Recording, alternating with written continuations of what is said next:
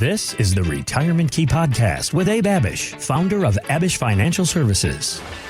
For decades, retirement came with its own predictable playbook of sorts. You work hard, you save consistently, just follow a few simple rules and you're going to be all set. But that was built for a different time, a different economy, a different estimation of how long we were going to even be in retirement. Everything was different before, Abe. And so today's retirees need to live by different rules. We are living longer. We are dealing with higher inflation and healthcare costs, plus more market volatility. It doesn't mean the old advice is necessarily wrong. It just may no longer apply or needs to be adjusted, if you will. So what I wanted to do was go through 5 common retirement rules that are perhaps not as reliable as they once were, so that we can understand how we need to adjust or throw them out and start anew, okay?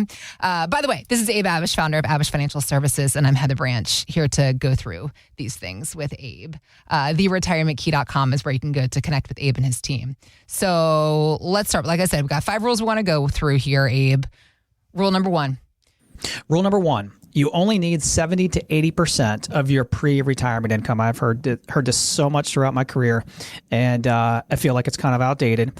And this has been one of the most widely repeated retirement rules for decades.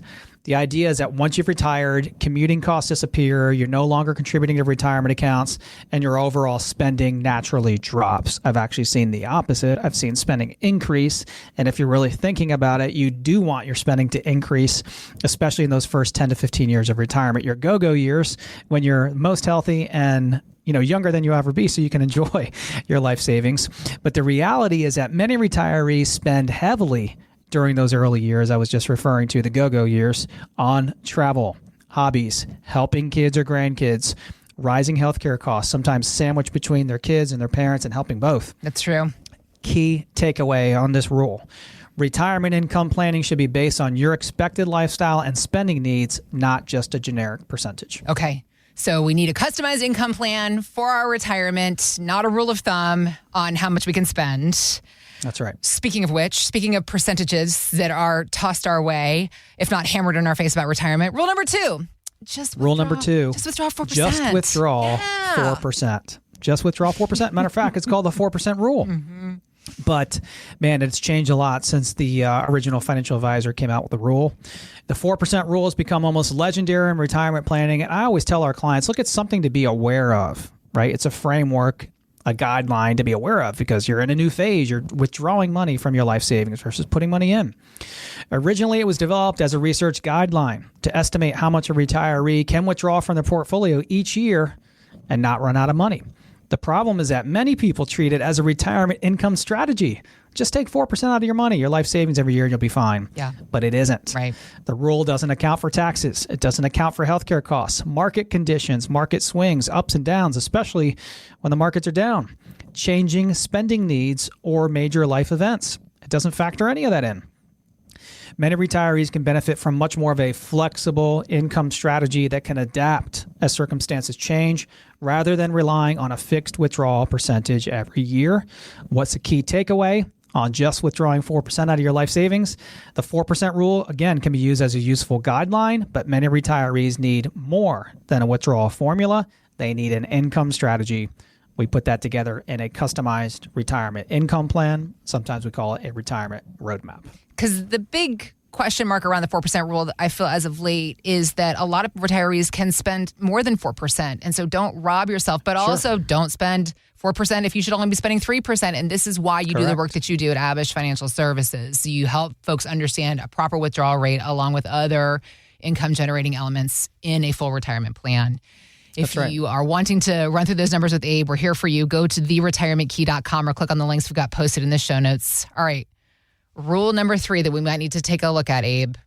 Rule number 3, your home is your nest egg. And I've had so many people over my career, 20-something years in this business, financial services and financial planning, come in saying, oh, yeah, but I've got $500,000, $1 million in equity or more, and that's a big part of my nest egg. Well, for years, many people did view their home as the cornerstone of the retirement strategy. Thinking was you pay off the mortgage, you build equity, and your house will provide financial security. But look, that equity can be trapped, right? Unless you refinance or cash out and use it. Home ownership is often a great asset, but it doesn't automatically generate income, of course. property taxes, homeowners insurance, maintenance costs, repairs, HOA fees. They can continue to rise, and they have long after the mortgage is gone, which can leave you in an equity-rich, cash-poor position. I just mentioned equity being tied up in a house, which it can be. Mm-hmm. You still have to have somewhere to live, right? Even if you have that asset. Mm-hmm. Another outdated belief is that you should pay off your mortgage before retiring. If your investments are earning more than the cost of your mortgage, then maintaining your mortgage could actually strengthen your position by preserving liquidity and flexibility. We get that question come up all the time, Heather. Should I just pay off my house? Then we ask them what they owe. We ask them what the interest rate is, and we really try to help them understand and then help them decide by providing that financial education on the pros and cons of both.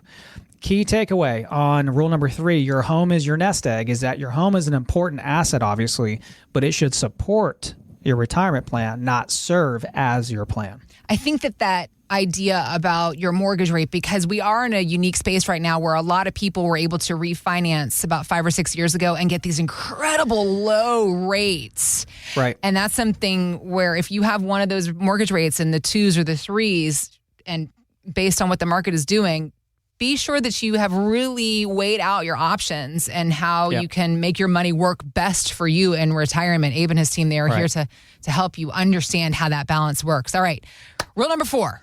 Rule number 4, the markets have always come back, or the markets always come back. Mm-hmm. Well, historically, markets have recovered from downturns, but retirees face a challenge that workers don't.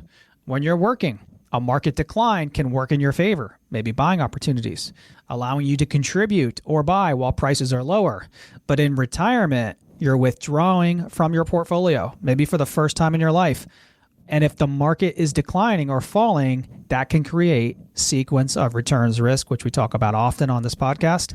Sequence of returns risk, that double negative whammy potential that you can have if you're withdrawing and markets are down.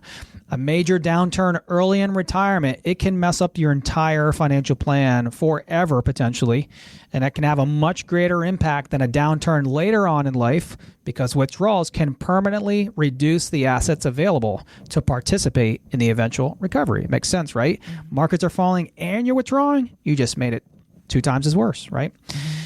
Key takeaway from the markets will always come back rule is that the question is not, will the markets recover? It's, do you have an income strategy that can survive while waiting for the markets to recover? And that's absolutely key. We have to adjust our market strategy, our risk levels as we get into retirement, Abe. All right. Final rule we want to unpack today, the common rule that you might need to rethink as you get closer to retirement.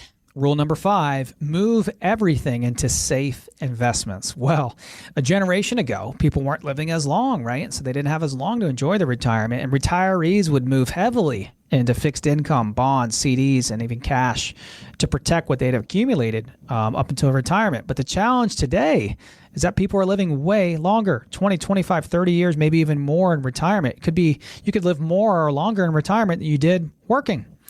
And inflation won't stop during that time. Inflation, more than likely will continue to go up. Safety is important, but being too conservative can create a different risk, losing purchasing power over time. You don't want that.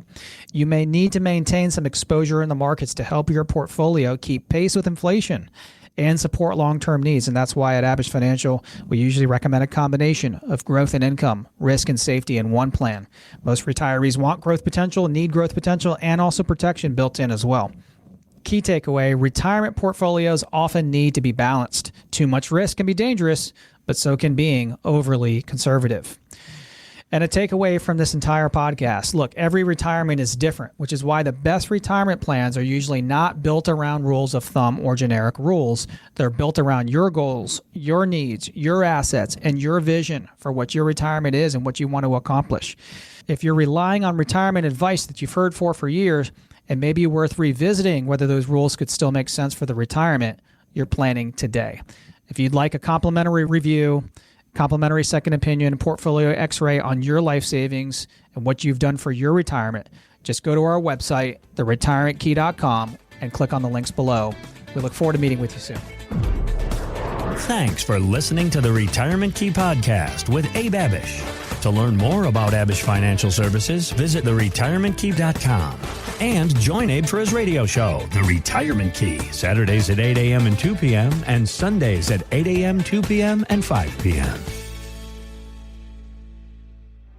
Abish Financial Wealth Management is an SEC registered investment advisor. Registration does not imply a certain level of skill or training, and the SEC has not approved or verified this communication. As a registered investment advisor, we are a fiduciary under federal law and owe our clients duties of care and loyalty. Abish only transacts business in states where it is properly registered or is excluded or exempted from registration requirements. This material is for general informational and educational purposes only and is not individualized investment, legal, or tax advice. Investment advice is provided only after engagement under an appropriate advisory agreement. Structured notes, annuities, Roth conversions, and related strategies involve risks and may not be suitable for all investors. Structured notes may involve issuer credit risk, limited liquidity, capped or conditional returns, loss of principal, and protection features that may not apply in all market conditions. Annuity guarantees depend on the financial strength and claims-paying ability of the issuing insurer and may be subject to caps, restrictions, fees, and surrender charges. Roth conversions are taxable events, and outcomes depend on individual circumstances, future tax rates, and investment performance. Third-party rankings or recognition are not guarantees of future results. Endorsements are representative of any client's experience. Criteria and fee information are available upon request. Any hypothetical or illustrative scenarios referenced in marketing materials are for demonstration purposes only, do not represent actual client experiences or guaranteed outcomes, and should not be relied upon as predictions of future performance. Investors should review all offering documents, understand applicable risks, and consult qualified financial, tax, and legal professionals before acting. Past performance does not guarantee future results. Endorser is not a client, and this testimonial has been compensated. Opinions are their own. Compensation may create a conflict of interest. Testimonials may not be representative and are not a guarantee of future results.